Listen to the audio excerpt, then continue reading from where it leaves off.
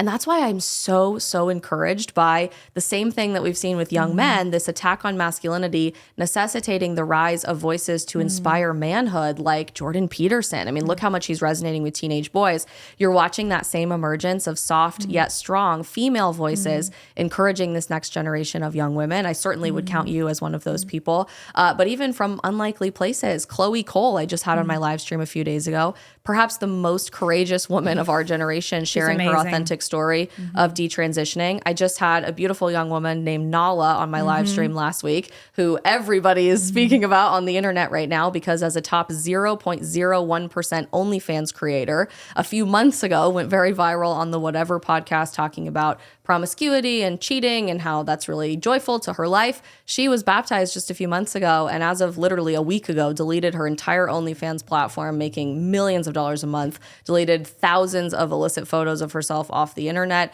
and is leaving all of it behind to chase something bigger than our life.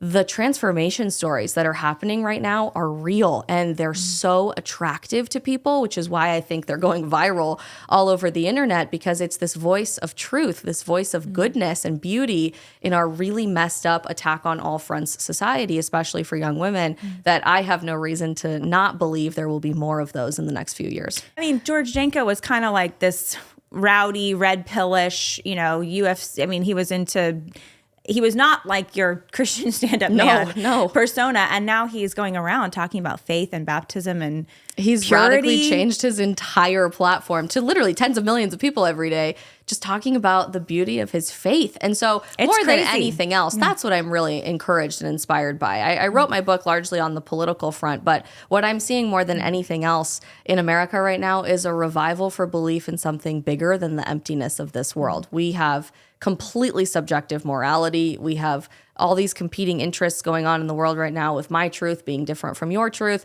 We literally can't distinguish between good and evil anymore. I mean, look how much the abortion industry has thrived, not just by covert innuendos and saying, well, it's termination or it's a clump of cells or it's women's rights.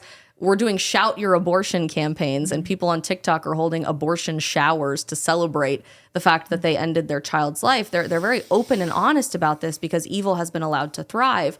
But in the midst of all of that, there's been this resurgence of a seeking for God, unlike anything anybody could have predicted within our generation, with amazing people like Nala or George Janko, who you just mentioned, that are the least likely of places to lead this sort of revolution. But God is absolutely at work within Gen Z. I love that. And within millennials too. There are some converts. And within, I mean, like Jordan Peterson's wife just came into the Catholic Church. She is you're seeing this incredible. You're seeing this across generations. I think it's especially powerful when you see it in Gen Z, because you guys are in this incredible muck and mire that is just the exhaust fumes of all of the cultural mistakes, post-sexual revolution, post-modernism, like all of the stuff that's just like, it's just trash. And then you have suicidality rates are at this all-time high.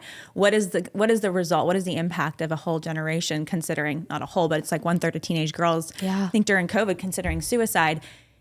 You're desperate for something more, something better. It's not working, whatever you have. And that's the beautiful opportunity that we have.